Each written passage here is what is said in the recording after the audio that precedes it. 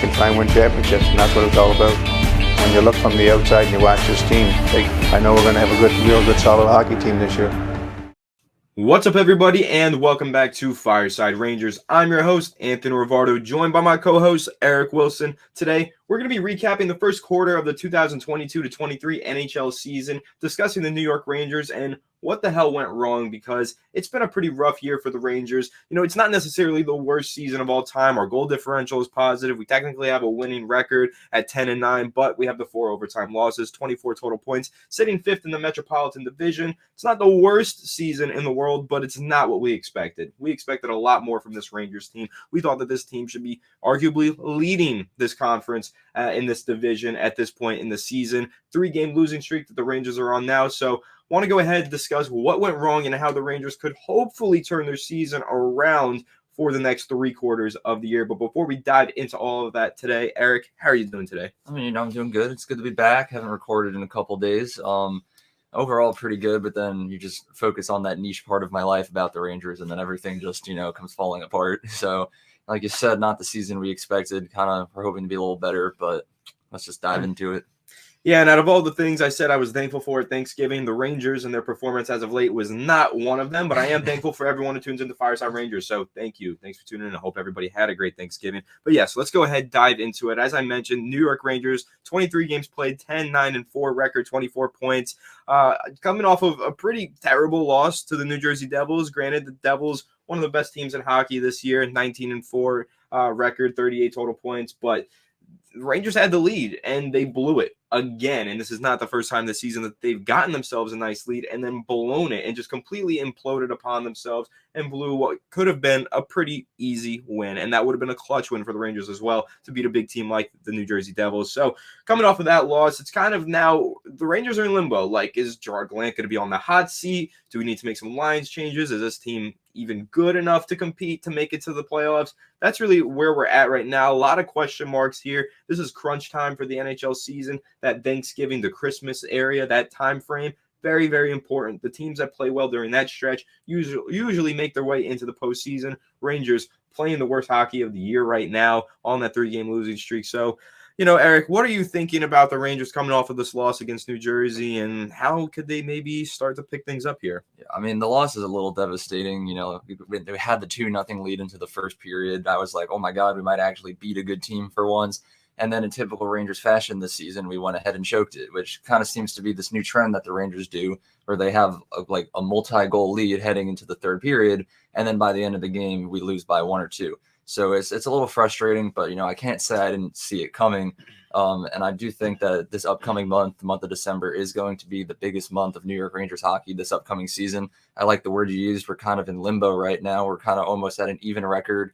We're not in a playoff position right now, but we're also not at the bottom of the league. So it's kind of like crunch time coming into New Year's, early January. We really need to be in a playoff position by then. So I would say this upcoming month, the schedule, we have a couple easy games, but a couple of really difficult games. I know we have 2 games against the Senators coming up. Should be 2 easy wins right there. But then we also play teams like Vegas and Colorado, who are really good this season. So we just really need to pick up some easy to win games this upcoming month and somehow pull off a couple of wins against some harder teams. Yeah, looking at the calendar for the month of December, we've got some pretty tough games. We're playing Chicago a couple times, Pittsburgh, the Islanders, the Devils again, Tampa Bay, Washington, as you mentioned, Vegas, Colorado. Some really tough games on the schedule. So if the Rangers really want to make that postseason push this month of December, they're going to need to play some good hockey, pull off some surprise upset victories against some of these more formidable opponents, hopefully go out there, improve that record, and push their way into the postseason. But Eric, I want to ask you a question now. This might be too soon to some fans, but Gerard Gallant, hot seat, or is he cool? I wouldn't say he's cool, but the seat that he's hitting on, I wouldn't say is scorching hot. There's only so much that Gerard... It's warming up here. Yeah, it's getting warm. It's starting to heat up. It's like spring just came around. We're just getting ready for summer, But there's really only so much that Gerard Gallant can do. He can keep switching up these lines, moving around defensive pairs, and just hope for the best. We've seen throughout the last couple of games, like, the weirdest combination of lines, and they keep changing every game. And, for most of the time it works. We do see Rangers start off the game with a multi-goal lead, and then it just kind of falls apart at the end. And I don't really know if I would blame that on Gallant. Eventually, if it keeps on continuing, yes, it would be his fault, and we might need to consider changing our head coach. But I think for at least this season, even if the team implodes and we just finish last in the league, I think Gallant keeps his job. I would say like maybe the off season or early next season is when it's really just like we need to get him out of here. Don't forget last season he did bring us to the final 4 teams. So just because we've had a little bit of a slow start here, I wouldn't say panic mode yet, but just something you need to keep your eye on. Right, something to keep an eye on. If it somehow gets worse than this and the Rangers really implode in the second half or the next 3/4 of the season, then I think that conversation is going to become one that we have in a little bit more detail. But, Eric, all right, so the Rangers not playing the best hockey, played it really well last year, but what do you think has gone wrong for the team so far this season? So I think when you look at the way we played last season, the Rangers had a lot of problems. There was a lot of depth problems. We had the top 6 sometimes wouldn't show up. The defense looked like they were falling apart. And the biggest thing that kept us in it and the reason we were as good as we were and made it as deep into the playoffs as we did was because we had an all-star world-class goalie in Igor Shesterkin, like basically saving us game night after night. And this season, Igor just hasn't lived up to as good as he was last season. And now the cracks in our team and the problems we have are really starting to show. Now, Igor still does have a phenomenal record of 10-4-3, but goals against is 2.58, which is still a very good goals against average, but it's not what he was at last season. So the fact that this is happening right now, he's just playing as just like an average goalie currently. It's really just showing the problem in the team, and we have to do a lot to fix that. Yeah, I think that Igor Shesterkin kind of underwhelming so far through this season. Again, not that bad, but if you take a look at what his stats were last season, compare them to now, not the best because last year he had the 2.07 goals against allowed, which is an incredible number, and the .935 save percentage. Both of those numbers have been lessened this year, 2.58 goals allowed against and a .913 save percentage. But I want to highlight another name in the goaltending department here, Eric, because Yaroslav Halak is someone that we mentioned before the Rangers even signed him as a potential target for them in free agency. And we thought that he could provide something. We were wrong. He's been bad. He's been really bad. 0 wins, 5 losses, 1 overtime loss. The Rangers can't get a win with this guy on the ice. It's been horrific. 3.2 goals against allowed, save percentage of only .881. He is not a good goalie for the Rangers right now. His goaltending has just been really, really poor. So, 0% saves and shootouts. I mean, I don't know. It's been tough watching Yaroslav Halak go out there on the few nights where Igor Shesterkin doesn't take the ice. And again, as you mentioned, Igor not really playing the best. I was reading today, Igor is becoming increasingly frustrated at practice, breaking sticks, bashing them over the net. He's unhappy. I get it. He's not playing the best. He knows that he's better than that. We all know that he's better than this. But I want to say, man, I think that Yaroslav Halak has also been just maybe the biggest liability on the Rangers roster so far this year with 6 games and 0 wins earned. Yeah, I mean, he obviously is a problem that does need to be addressed relatively quickly. But I wouldn't put all of the blame on him. It is a little frustrating that he hasn't picked up a single win yet this season. So part of the blame does have to go onto him. But in the way that Igor Shesterkin is just struggling to keep the Rangers in games, it's kind of just like the same problem with Halak, but Halak just isn't as good enough to save like a couple and steal a couple of games from us. Like Shesterkin has the skill where when the Rangers play horrible in front of him, maybe we have a chance to win. Halak, you can't play bad in front of a goalie like Halak, a backup goalie who's reaching the end of his career. He's pretty old by now. So hopefully Halak will get a win soon. I'm pretty sure I saw somewhere that he is supposed to play tomorrow against Ottawa. So Ottawa, not the greatest team. So hopefully he can pick up a good win right there and really get some momentum going for him. Yeah, so let's go ahead. We're talking about the goaltending, which just hasn't been that great. And I agree. I think that, hopefully Igor can start to pick up a win, get his confidence back. I think that's kind of the main thing right now with Igor is his confidence is really shook and he's not playing the best because of that. So hopefully he can just get a nice, solid performance in there, get his confidence back, start getting back on track. But let's talk about the lines right now because they've changed quite a bit throughout the season. We saw the kid line return for a little while. Now the kid line isn't a thing right now. You got Trocheck now on the third line rather than the second line. Hedl up on the second. We saw Panarin on the first line at some point. He's back on the second. Lafreniere was playing right on the right side. Now he's playing on the left side.